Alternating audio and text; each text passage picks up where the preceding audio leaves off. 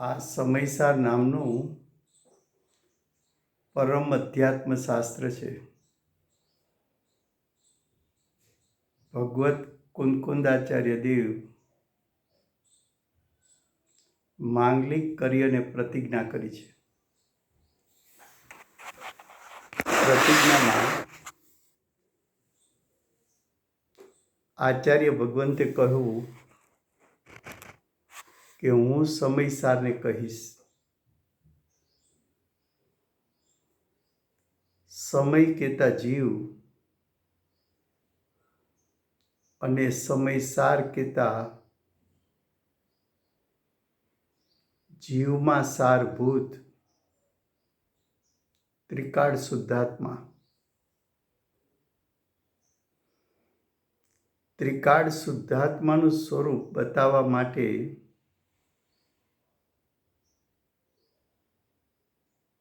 આચાર્ય ભગવંતે છઠ્ઠી ગાથામાં શુદ્ધ નયનો પ્રયોગ કર્યો. શુદ્ધ નયથી જોવામાં આવે તો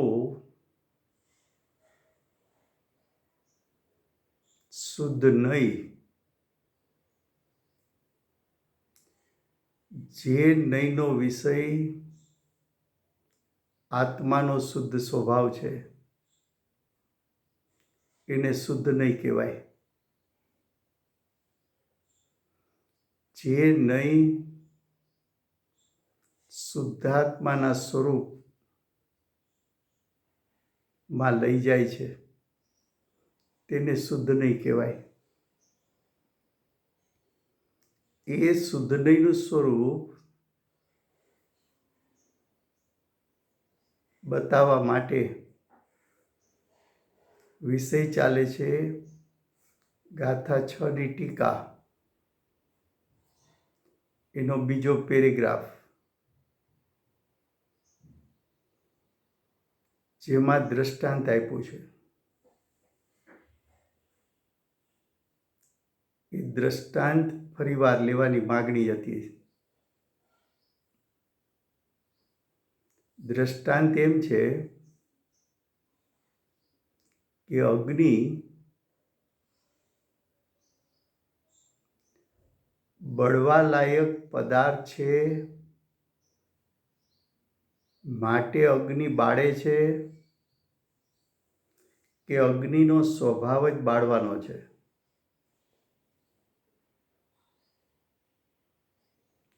તો કે અગ્નિ સ્વભાવથી જ અગ્નિનો સ્વભાવથી જ બાળવાનો છે. બળવા લાયક પદાર્થ છે માટે બાળે છે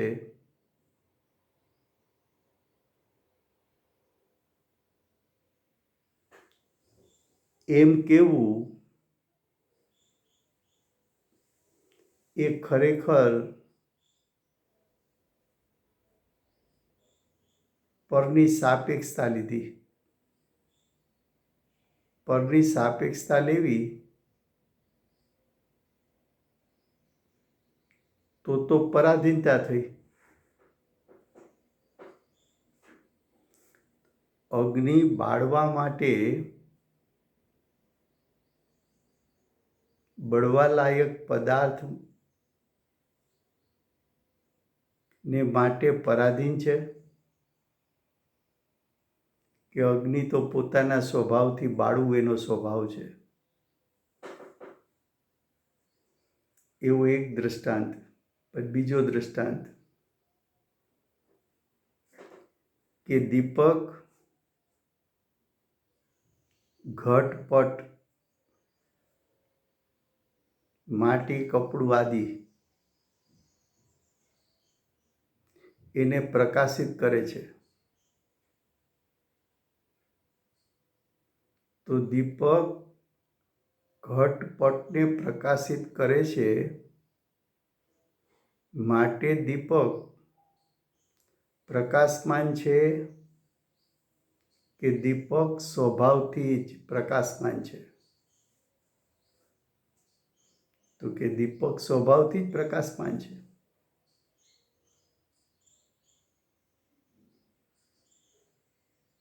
જો તમે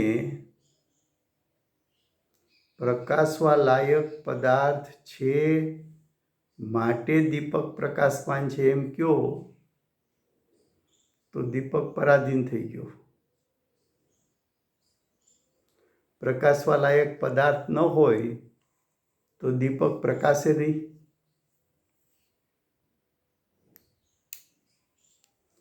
દીપક પરને પ્રકાશે તો પણ પોતે પોતાના સ્વભાવથી પ્રકાશમાન છે. સ્વને પ્રકાશે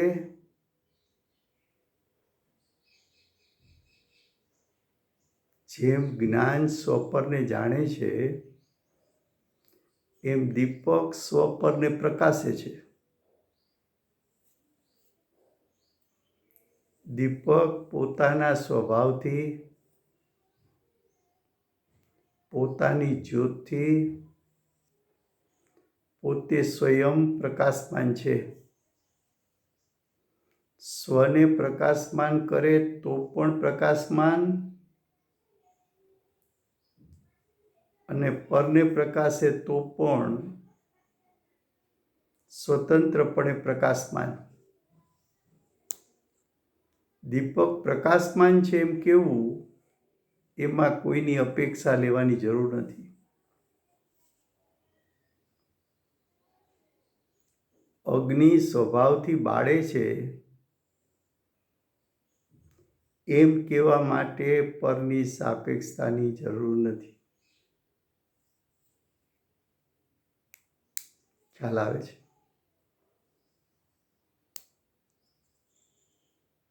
એવી રીતે જ્ઞાન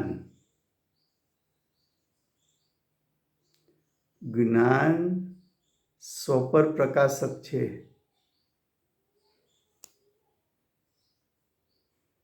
પણ જ્ઞાન પરને પ્રકાશે, પરને જાણે માટે એને જાણવાનો સ્વભાવ છે એમ છે કે પોતે સ્વભાવથી જ જાણવાના સ્વભાવ રૂપે છે.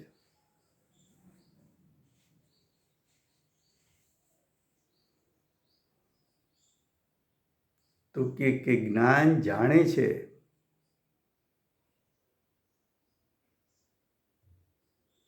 પરને જાણતા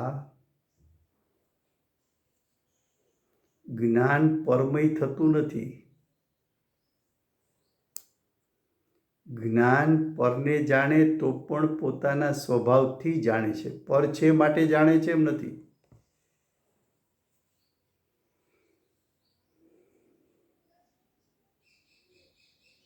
જ્ઞાન પોતાના જ્ઞાયકને જાણે તો પણ જ્ઞાન સ્વભાવથી જાણવાવાળો હોવાથી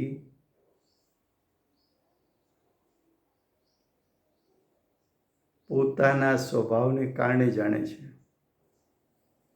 સ્વ છે માટે જાણે છે, પર છે માટે જાણે છે,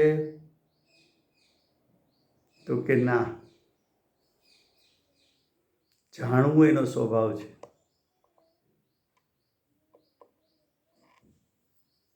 હવે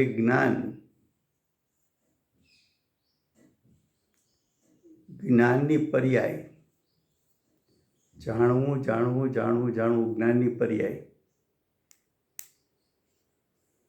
પરને જાણે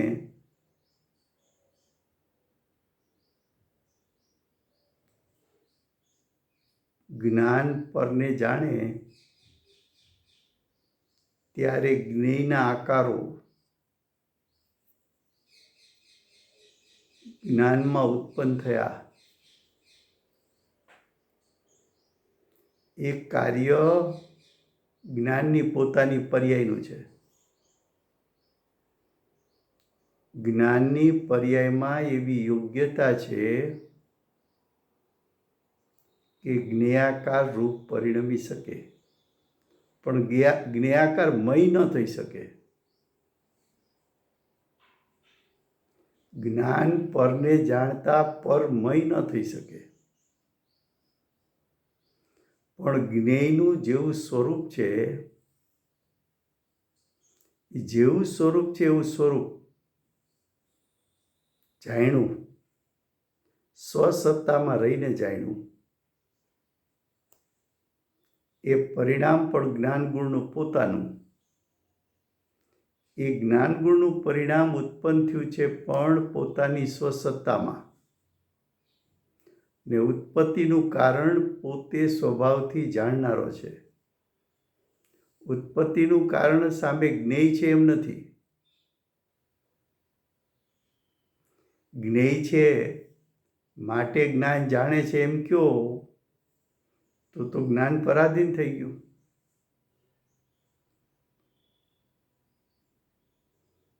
જ્ઞાનની પર્યાય પણ પરાધીન થઈ ગઈ.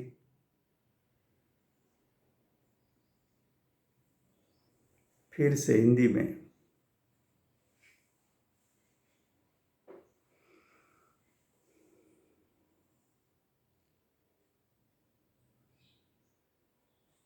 आचार्य भगवान ने अग्नि का दृष्टांत दिया, दीपक का दृष्टांत दिया. वो दृष्टांत इसलिए दिया कि सिद्धांत में आत्मा का स्वरूप समझाना है.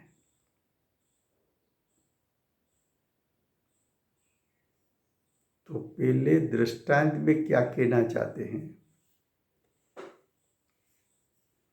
कि अग्नि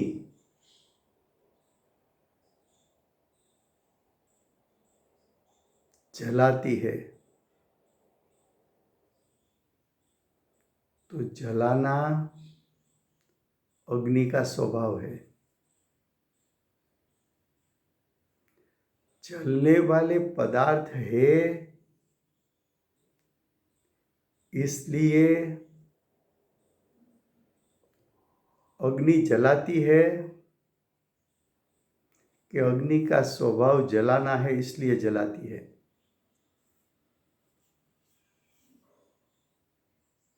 तो कि अग्नि का स्वभाव जलाने का है. अग्नि पराधीन नहीं है. पराधीनपना को यहाँ अशुद्धता बताई.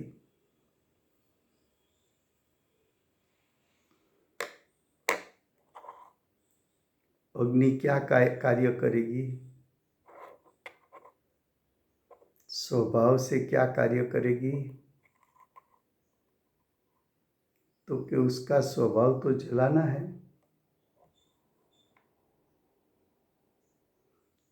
जलने वाले पदार्थ है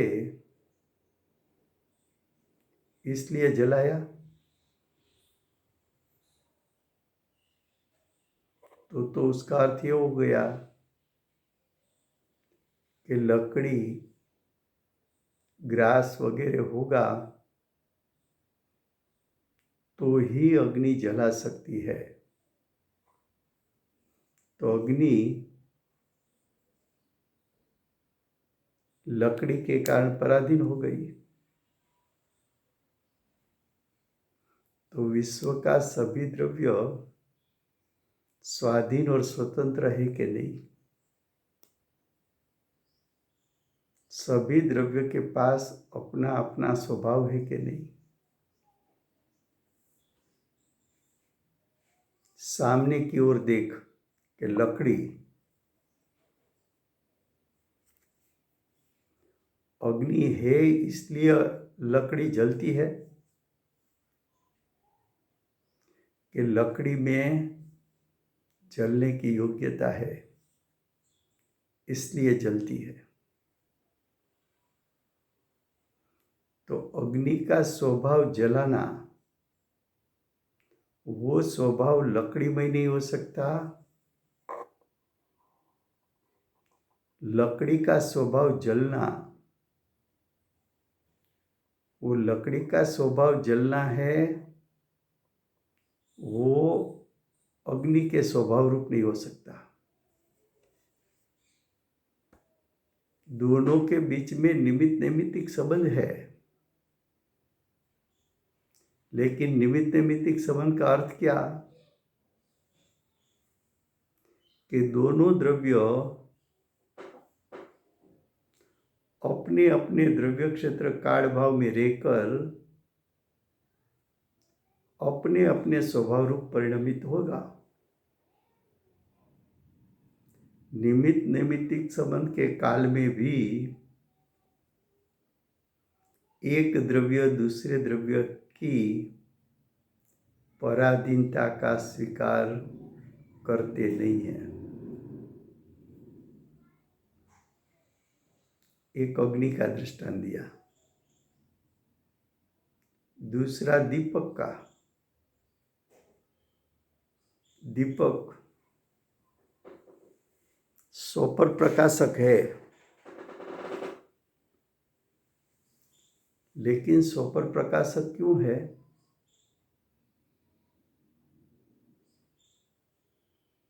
पर पदार्थ है इसलिए दीपक प्रकाशक है कि दीपक तो अपने स्वभाव से प्रकाशित है। तो कि दीपक अपने स्वभाव से प्रकाशित है।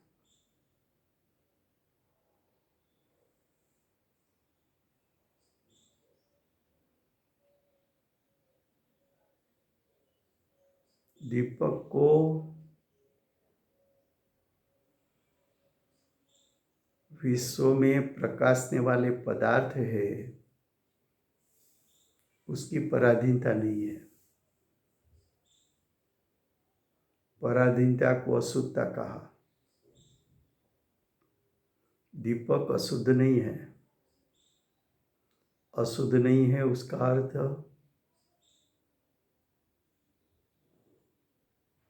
प्रकाशमान होने वाले पदार्थ के कारण दीपक प्रकाशमान है ऐसा नहीं है।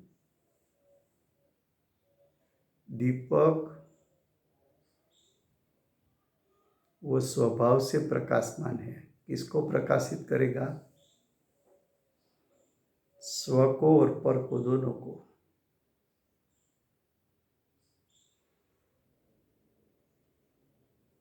ये बात दृष्टांत में बताई। अब सिद्धांत में क्या बताना है? सिद्धांत में ऐसा बताया कि ज्ञान की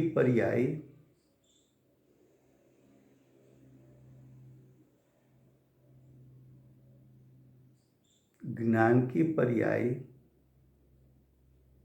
उसका वर्णन दो प्रकार से हो सकता है। एक ज्ञेयाकार ज्ञान, दूसरा ज्ञानाकार ज्ञान।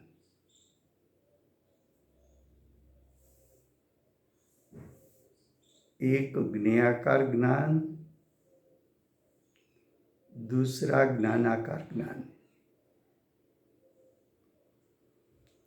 ज्ञेयाकार ज्ञान का अर्थ क्या? कि उपयोग उत्पन्न होने के साथ पर को जाना। तो ज्ञेय का जैसा स्वरूप है ऐसा स्वरूप ज्ञान में झलका।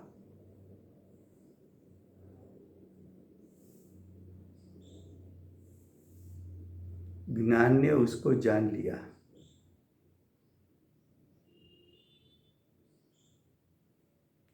तो ज्ञेय है इसलिए ज्ञान हुआ। ज्ञेय है इसलिए जानन क्रिया हुई, ऐसा आप कहेंगे तो ज्ञेय के कारण ज्ञान हुआ, ऐसी ज्ञान को पराधीनता आ जाएगी।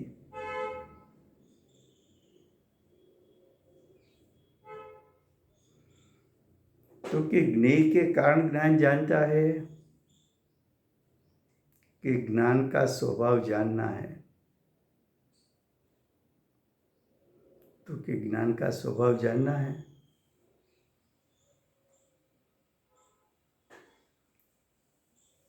तो आत्मा में दो स्वभाव है,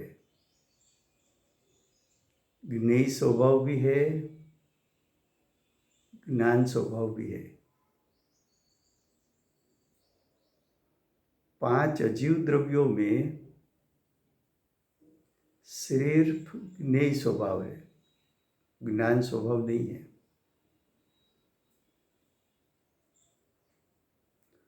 तो पर पदार्थों में ज्ञेय स्वभाव है, स्व पदार्थ में भी ज्ञेय स्वभाव है।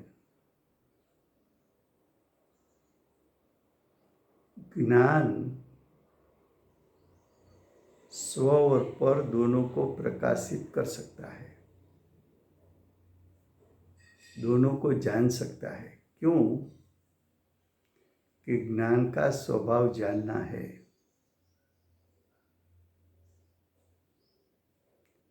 पर को जाना तो पर में ज्ञेय स्वभाव है इसलिए जाना, ऐसा कहोगे तो ज्ञान पराधीन हो जाएगा। स्व में ज्ञेयत्व है इसलिए जाना, ऐसा कहो तो भी पराधीनता है।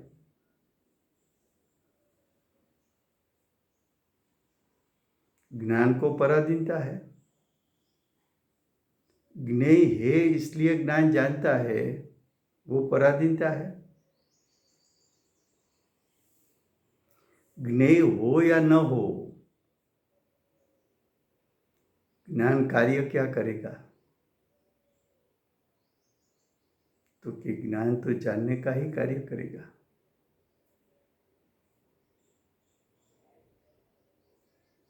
जानना उसका स्वभाव है।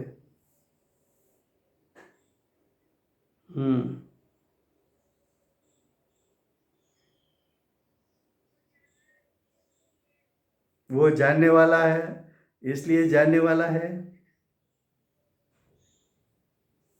कि जानना स्वभाव है, स्वभाव है। तो बताना ये है कि आत्मा स्वभाव से ज्ञायक है।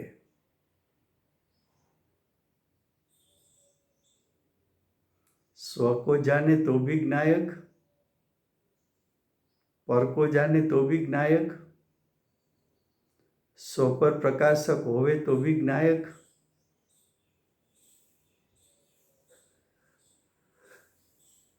शुद्ध नहीं से देखा जाए, शुद्ध नहीं का अर्थ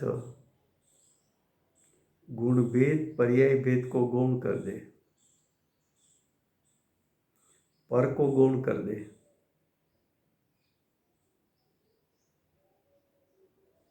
तो ज्ञेय के कारण ज्ञान नहीं है, वहां ज्ञेयों को गौण कराया।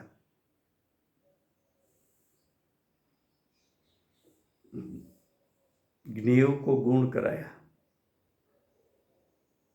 ज्ञान को मुख्य कराया कि भाई तू स्वभाव से जानने वाला है। तुझे लगता है कि सामने सिमंदर भगवान की जिन प्रतिमा है, इसलिए ज्ञान ने सिमंदर भगवान की जिन प्रतिमा को जाना। तो कि जिन प्रतिमा को गौण कर, ज्ञान को उसके स्वभाव से देख, उसका कार्य क्या?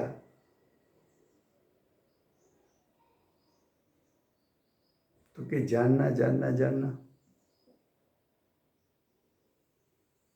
देखो फिर से वो पैराग्राफ पढ़ते हैं, दूसरा।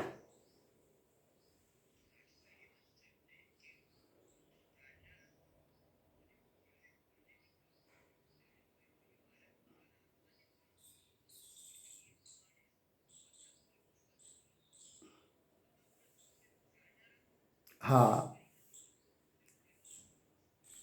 જાણનાર બતાવીને કરતાપણું છોડાવવું છે।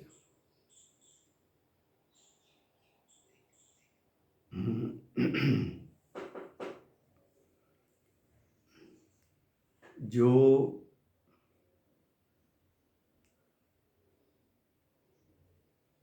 आत्मा ज्ञाता है उसका निषेध करता है, वो ऐसा मानता है कि मैं पर के परिणाम का करता हूँ, या तो ऐसा मानता है कि पर के कारण मेरा परिणाम होता है। ज्ञेय है इसलिए ज्ञान हुआ, तो ज्ञेय के कारण ज्ञान हुआ कि ज्ञान स्वभाव के कारण ज्ञान हुआ?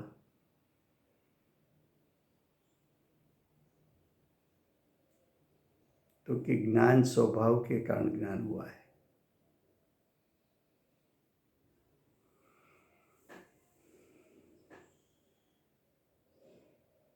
देखो पैराग्राफ दूसरा, वળી બળવા યોગ્ય પદાર્થોના આકારે થવાથી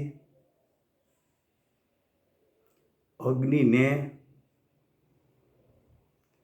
દહન એટલે બાળનાર કહેવાય છે।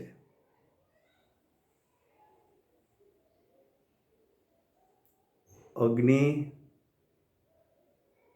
લાકડાનો ઢગલો છે, એને તમે બાળો તો અગ્નિનો આકાર પણ બળવા લાયક પદાર્થ જેવો થયો, પણ એ અગ્નિનો આકાર છે કે બળવા લાયક પદાર્થને કારણે છે? તો કે અગ્નિને કારણે છે।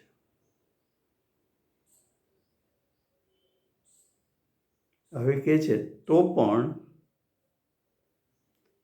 આવું કહેવામાં આવે, કેવું કહેવામાં આવે કે બળવા યોગ્ય પદાર્થના આકારે થવાથી અગ્નિ બાળનાર કહેવાય છે। કહેવાય છે, છે એમ નહીં, કહેવાય છે। તો પણ દાહ્યકૃત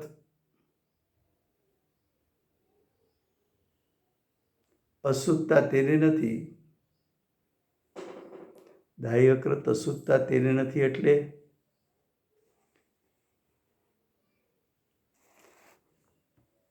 કે લાકડાને કારણે અગ્નિને પરાધીનતા નથી। એ તો અગ્નિમાં પોતાનામાં એવી યોગ્યતા છે।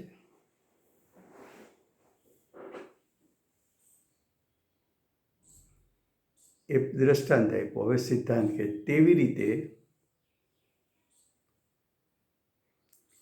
જ્ઞેયાકાર થવાથી, જ્ઞેયાકાર ક્યારે કહેવાય ને જ્ઞાનાકાર ક્યારે કહેવાય? જ્ઞાન પરને જાણે તેમાં જ્ઞેયો પ્રતિબિંબિત થતા હોવાથી જ્ઞેયાકાર જ્ઞાન કહેવાય। અને જ્ઞાન સ્વને જાણે એટલે કે જ્ઞાયકને જાણે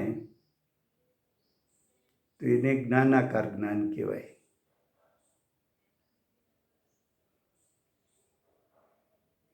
પર જણાય છે તો પર જ્ઞેય છે, પર જ્ઞેય છે।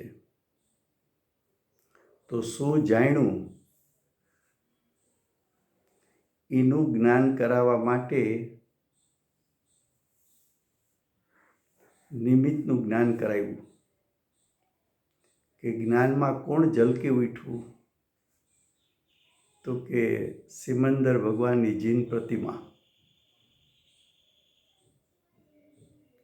તો જ્ઞાન જાણે છે એ તો પોતાનો સ્વભાવ થયો।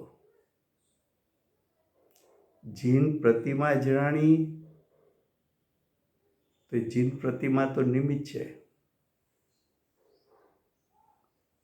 નિમિત્ત જેવો આકાર જ્ઞાનમાં ઉત્પન્ન થયો। જેવા સિદ્ધ પરમાત્મા છે, જેવા સિમંદર ભગવાન છે, એવા જ સિમંદર ભગવાનની જીન પ્રતિમા જ્ઞાનમાં જોવા મળી.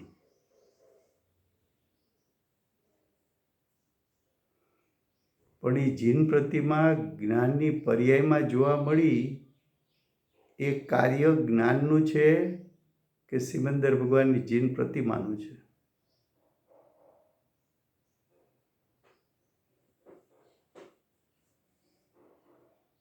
તો કે એ કાર્ય જ્ઞાનની પર્યાયનું છે.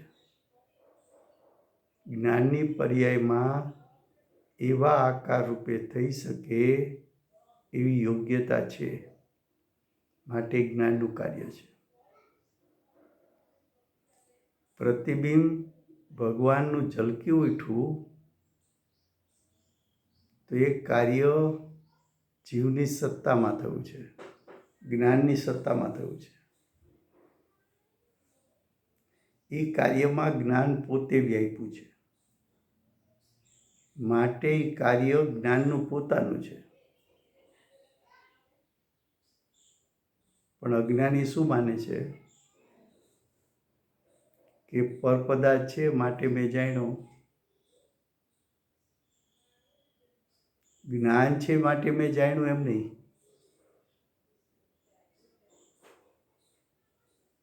સોનાનો સુંદર મજાનો હાર જોવે તો એને સોનાનો સુંદર હાર એની કિંમત કરી. ખરેખર કિંમત કોની કરવી જોઈએ? તો કે આ સોનાનો સુંદર હાર છે એમ જાણનાર કોણ છે? હાર પોતે છે કે જ્ઞાન પોતે છે? તો કે જ્ઞાન પોતે છે. જ્ઞાન ન હોય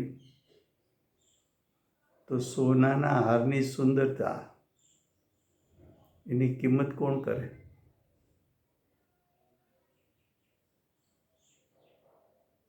સોનાનો હાર જ્ઞાનમાં ઝલકી ઉઠ્યો અને જ્ઞાન પણ સોનાના હારના આકાર રૂપે પરિણમ્યું. પણ એ કાર્ય જીવની સત્તામાં થયું કે સોનાના હારમાં થયું? સોનાનો હાર જ્ઞાન રૂપે થયો? તો કે ના.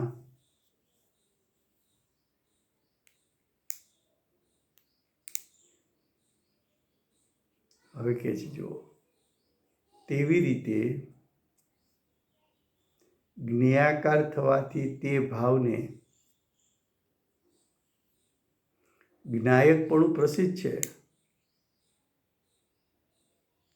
જ્ઞેયો જણાણા તો પણ જ્ઞાયક તો જ્ઞાયક રહ્યો, જાણનારો તો જાણનારો રહ્યો. હવે એ જ જ્ઞાન જે જ્ઞેયને જાણતું હતું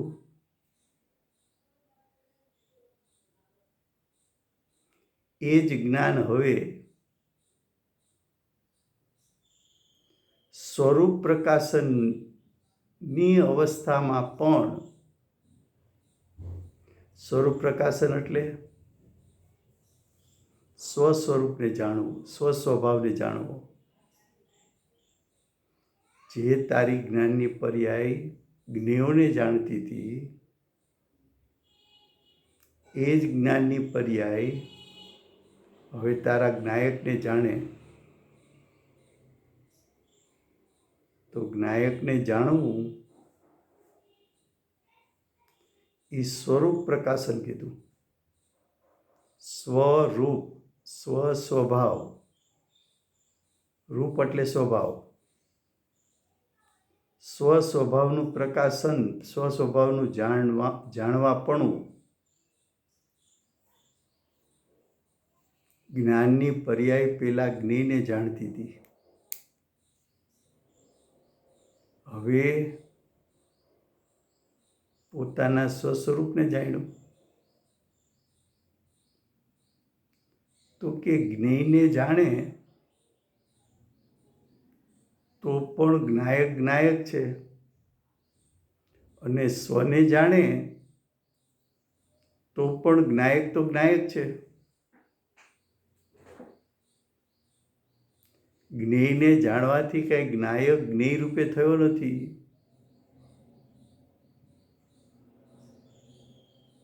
અને સ્વને જાણે તો પણ જ્ઞાયક જે જાણન સ્વભાવી છે એ જાણન સ્વભાવને ત્યાગતો નથી, છોડતો નથી.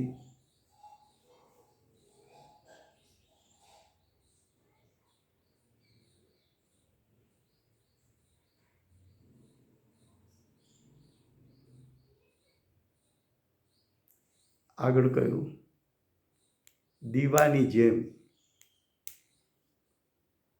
क्या कहा कि ज्ञान ज्ञेय को जाने तो भी ज्ञायक तो ज्ञायक है.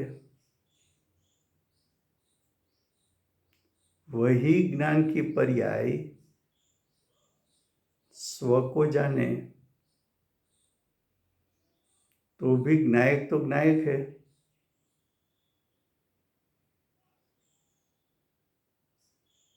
ज्ञायक तो ज्ञायक है, उसका अर्थ तो कि ज्ञायक स्वभाव से जानने वाला है, वो तो जानने वाला ही रहेगा. स्व को जाने तो भी जानने वाला, पर को जाने तो भी जानने वाला.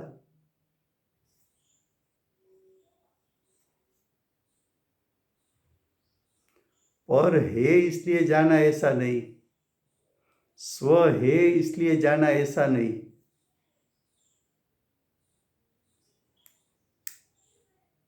जाणन स्वभाव है इसलिए जाना.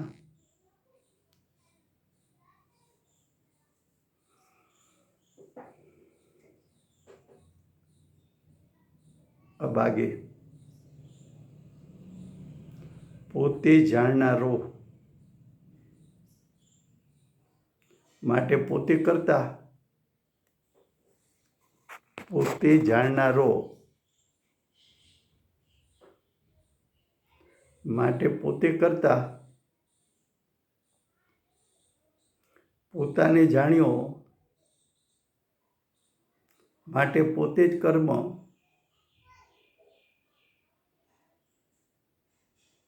જાણનારો પણ પોતે ને જાણનારો પણ પોતે. કારણ કે જ્ઞાન અને જ્ઞેય બે સ્વભાવ જ્ઞાયકમાં અભેદ છે.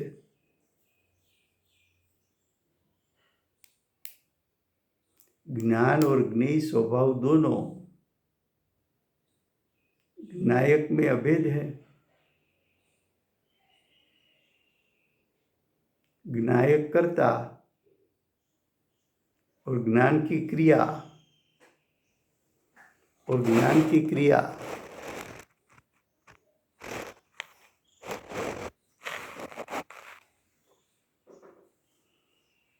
वो कर्म. तो कर्ता कर्म का अनन्यपना होने से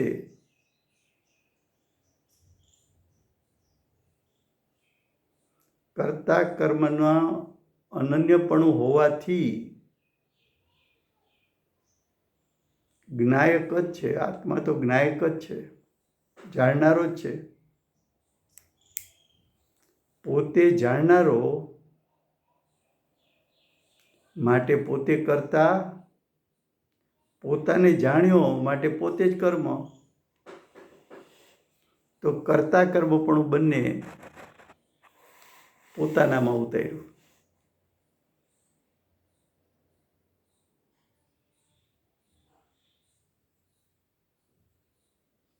હવે પાછું દ્રષ્ટાંતમાં ઉતારે છે. પોતાની જ્યોતિરૂપ દીપક दीपक जलती ज्योत है,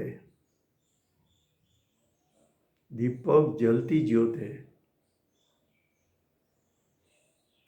स्वयं को तो प्रकाशित ज्योत कर रही है. स्वयं प्रकाशमान है इसलिए स्वयं को प्रकाशित करती है, वो उसका स्वभाव है. वह दीपक की ज्योत में दूसरे द्रव्य प्रकाशमान हुए तो दूसरा द्रव्य है इसलिए दीपक की ज्योत प्रकाशमान है, तो के ना, पर के कारण नहीं है।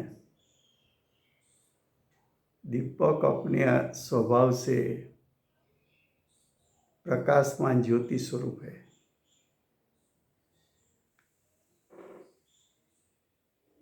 तो दृष्टांत में फिर से कहा, જેમ દીપક ઘટપટાદિક પ્રકાશિત કરવાની અવસ્થામાં દીપક છે અને પોતાની જ્યોતિરૂપ શિખાને પ્રકાશવાની અવસ્થામાં પણ દીપક જ છે, અન્ય કાંઈ નથી, તેમ જ્ઞાયકનું સમજવું। ऐसा ज्ञायक का स्वरूप समझना। अब भावार्थ।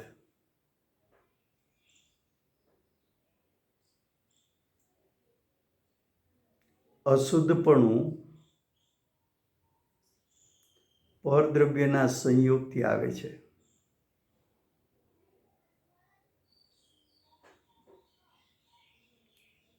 અશુદ્ધપણું પરદ્રવ્યના સંયોગથી આવે છે। સંયોગ એટલે નિમિત્ત, સંયોગથી આવે છે એટલે નિમિત્તમાં જોડાવાથી આવે છે।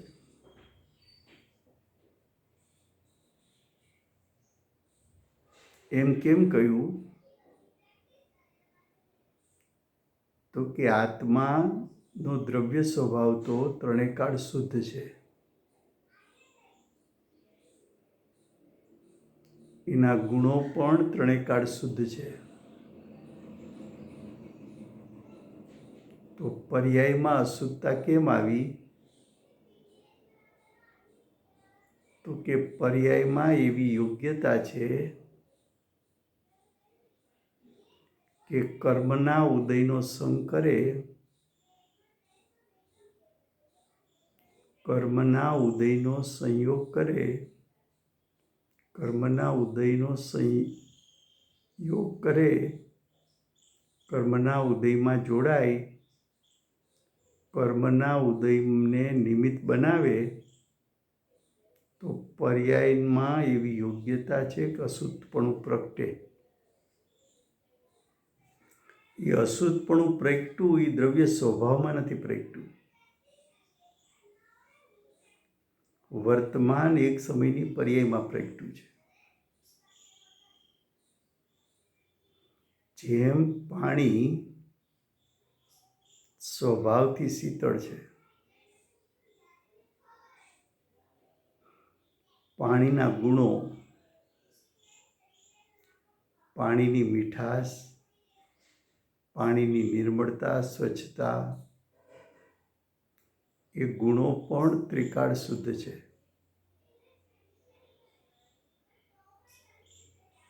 પણ પાણીની પર્યાયમાં એવી યોગ્યતા છે કે માટીનો સંગ કરે તો મલિન થાય, ક્ષારનો સંગ કરે તો ખારાશરૂપ થાય, અગ્નિનો સંગ કરે તો ઉષ્ણ થાય। જેમ પાણી વિધવિધ ત્રણ પદાર્થના સંગમાં આવે અને પાણી ત્રણેયના સંગમાં એક સાથે આવે, પાણીમાં માટી નાખો, એ જ સમયે એમાં નિમક નાખો, એ જ પાણીને ગરમ કરો, તો પાણીએ ત્રણનો સંયોગ કર્યો। માટીનો સંગ કર્યો તો પાણીની પર્યાયમાં મલિનતા પૂરા ભાગમાં વ્યાપી ગઈ. નિમકનો સંગ કર્યો તો પાણીના પૂરા ભાગમાં ખારાશ વ્યાપી ગઈ.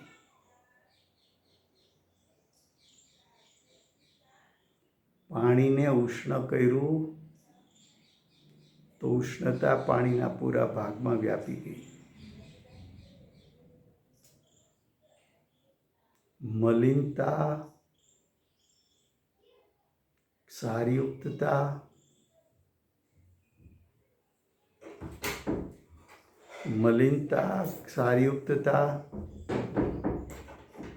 અને ઉષ્ણતા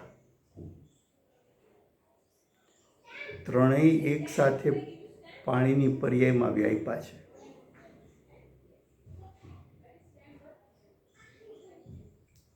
એ પાણીની પર્યાયમાં જે અશુદ્ધતાઓ ઉત્પન્ન થઈ, ત્રણ નિમિત્તના કારણે, ત્રણ નિમિત્તના સંયોગથી અને પોતાની યોગ્યતાથી પાણીમાં જે અશુદ્ધતા ઉત્પન્ન થઈ, એ અશુદ્ધતાએ, એ પર્યાયની અશુદ્ધતાએ પાણીના નિર્મળ સ્વભાવને, શીતળ સ્વભાવને અને મીઠા સ્વભાવને તિરોભૂત કરી દીધું. તો પર્યાયમાં એવી યોગ્યતા છે કે સ્વભાવને તિરોભૂત કરી શકે. તો આ પાણીના સંયોગમાં ત્રણ વસ્તુ આવી. એમ જીવના સંયોગમાં ચાર ઘાતી કર્મ. પેટાભેદ કરો તો 9 ઘાતી કર્મ. જ્ઞાનાવરણી, દર્શનાવરણી, દર્શનમોનીય, ચારિત્રમોનીય, દાનંતરાય, લાભંતરાય, ભોગંતરાય, ઉપભોગંતરાય અને વીર્યંતરાય.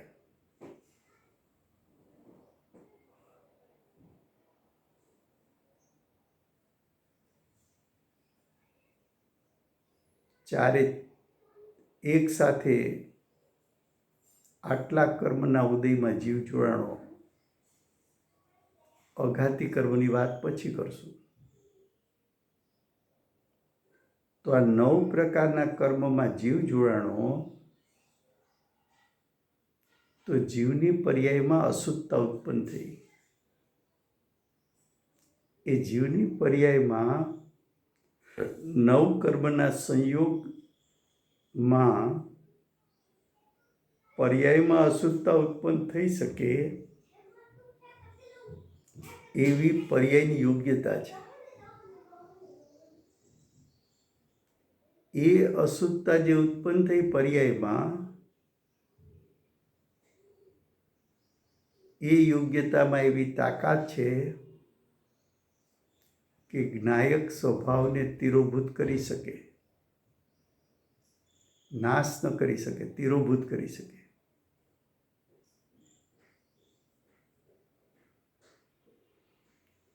તો અશુદ્ધપણું ઉત્પન્ન થાય છે એ ક્યાં થાય છે? પર્યાયમાં. શા માટે થાય છે? પર્યાયની યોગ્યતાને કારણે. શા માટે થાય છે? તો કે પર્યાયની આવી યોગ્યતા પરના સંગમાં જોવા મળે છે. તો પરનો સંગ કર્યો છે. આવી યોગ્યતાને કારણે શું થાય છે? તો કે આવી યોગ્યતાને કારણે आत्मा का त्रिकाल शुद्ध स्वभाव तिरोभूत हो जाता है.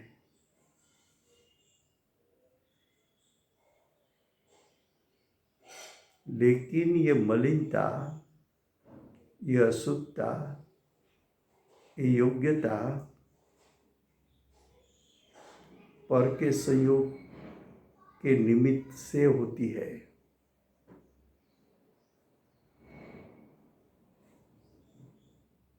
पर का संयोग छोड़ दे,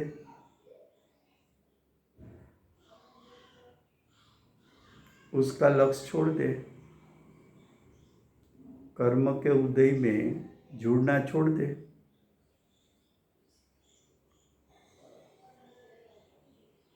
क्या लिखा है? अशुद्धपणु, भावार्थी पहली લીટી। अशुद्धपणु परद्रव्यના સંયોગથી આવે છે। दृष्टांत में बताया ना कि पानी स्वभाव से तो निर्मल है, स्वच्छ है, मिठास वाला है, शीतल है, लेकिन पानी ने मिट्टी का संयोग किया, क्षार का संयोग किया, अग्नि का संयोग किया।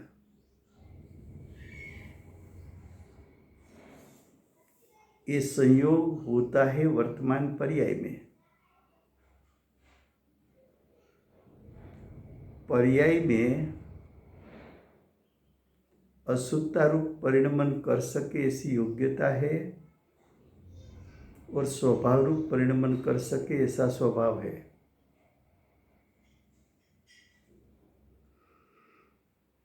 जो पर्याय में मलिनता उत्पन्न हुई उसको पर संयोग से उत्पन्न हुई ऐसा कहा। पर संयोग का अर्थ है उसमें कौन निमित्त है वो बताया। अशुद्धता उत्पन्न करने में कौन निमित्त है,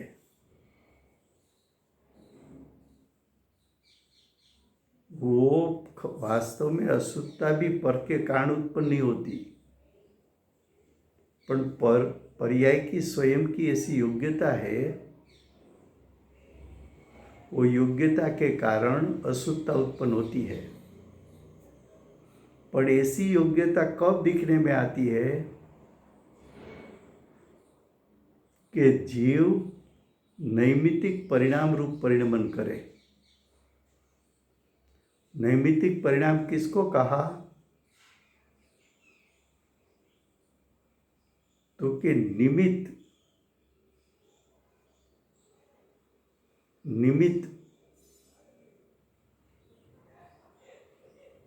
उसमें जुड़ने से जीव की जो पर्याय उत्पन्न होती है उसको नैमित्तिक पर्याय कहा।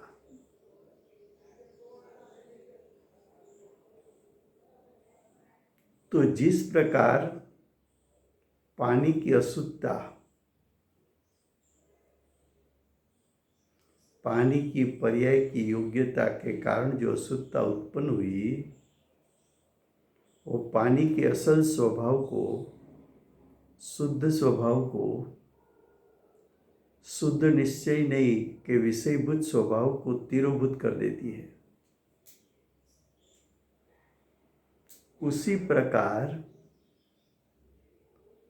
जीव आवरण वाले कर्म, जीव की पर्याय में विपरीतता उत्पन्न करने में निमित्त हो सके ऐसे कर्म, जीव का शक्ति रूप सामर्थ्य व्यक्त हो न सके, शक्ति रूप सामर्थ्य व्यक्त करने में अंतराय उत्पन्न कर सके, ऐसे अंतराय कर्म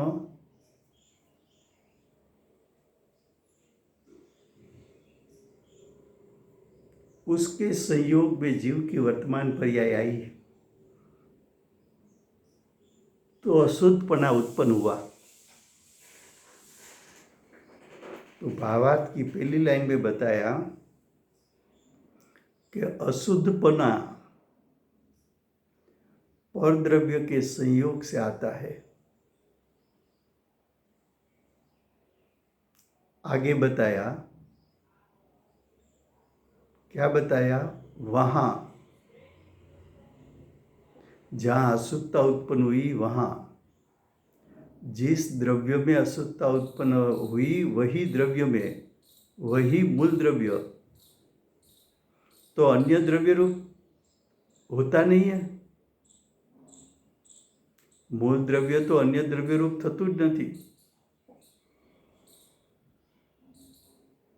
ऐसी अशुद्धता जीव की पर्याय में उत्पन्न हुई,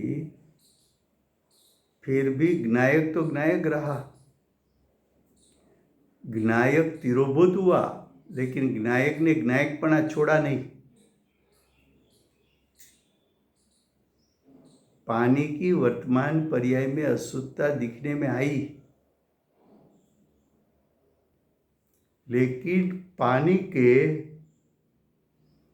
स्वभाव के पास जाकर देखा तो पानी का मूल निर्मल स्वभाव, मीठा स्वभाव, शीतल स्वभाव वो नाश नहीं हुआ है।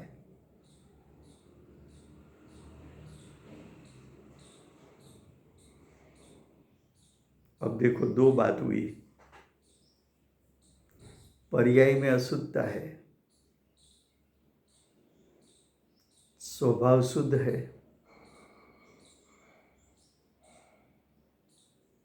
अशुद्धता को देखना वो व्यवहारने का विषय, क्योंकि व्यवहारने का विषय गुण पर्याय है, पर्याय के भेद है। तो अशुद्धता तो पर्याय है, तो अशुद्ध पर्याय व्यवहारने का विषय है। व्यवहारने का विषय मुख्य है कि गौण है? तो के गौण है। व्यवहारने का विषय गौण है, उसका अर्थ क्या कि अशुद्धता को गौण कर दे, लेकिन अशुद्धता है ना, अशुद्धता है, लेकिन उसको तू गौण करेगा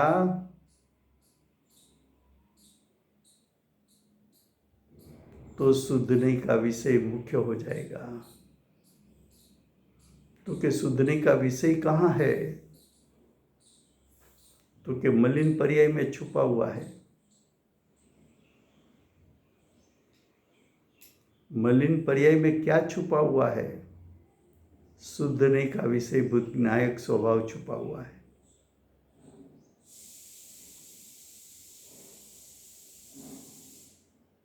तो अशुद्धपना है, उसकी ना नहीं। व्यवहारने का विषय है, उसकी ना नहीं। लेकिन जब तू व्यवहारने का विषय को देखता है, उसी समय तू शुद्धने के विषय को क्यों देखता नहीं है?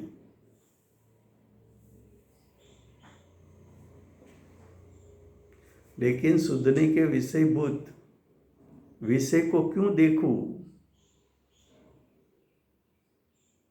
तो क्या अशुद्धने का विषय गौण हो जाएगा, शुद्धने का विषय मुख्य हो जाएगा, शुद्धने पर तेरी दृष्टि और उपयोग ठहर जाएगी, तो तुझे आत्मा की अनुभूति हो जाएगी। ख्याल में आता है? कितना देखो भावार्थ अच्छा लिखा है कि वहां मूल द्रव्य तो अन्य द्रव्य रूप होता ही नहीं। मूल द्रव्य किसको कहे? तो मूल गाथा में कहा था ना, જ્ઞાયકપણે જણાયો તે તો તે જ છે। જ્ઞાયક પ્રમત રૂપે થયો નથી, અપ્રમત રૂપે થયો નથી। જ્ઞાયક અશુદ્ધતા રૂપે થયો જ નથી।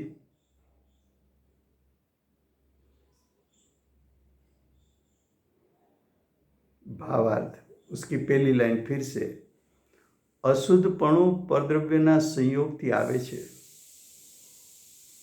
अशुद्धपना कर्म के उदय के संयोग से आता है, पर्याय में आता है, पर्याय की ये योग्यता है। वहाँ जिस सत्ता में अशुद्धता आई, वहाँ मूल द्रव्य यानी शुद्धनी का विषय, मूल द्रव्य यानी त्रिकाल द्रव्य का स्वभाव, मूल द्रव्य यानी ज्ञायक। ज्ञायक तो अन्य द्रव्य रूप होता ही नहीं, वो कहीं कर्म रूप नहीं हुआ है। वर्तमान वर्तने वाली पर्याय कर्म के संयोग में मलिन हुई, लेकिन ज्ञायक स्वभाव मलिन नहीं हुआ।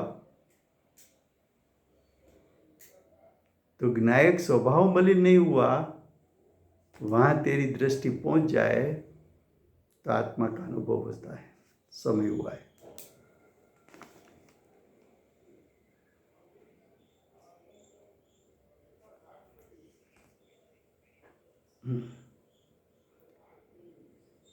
કોણ જય બોલાવે છે?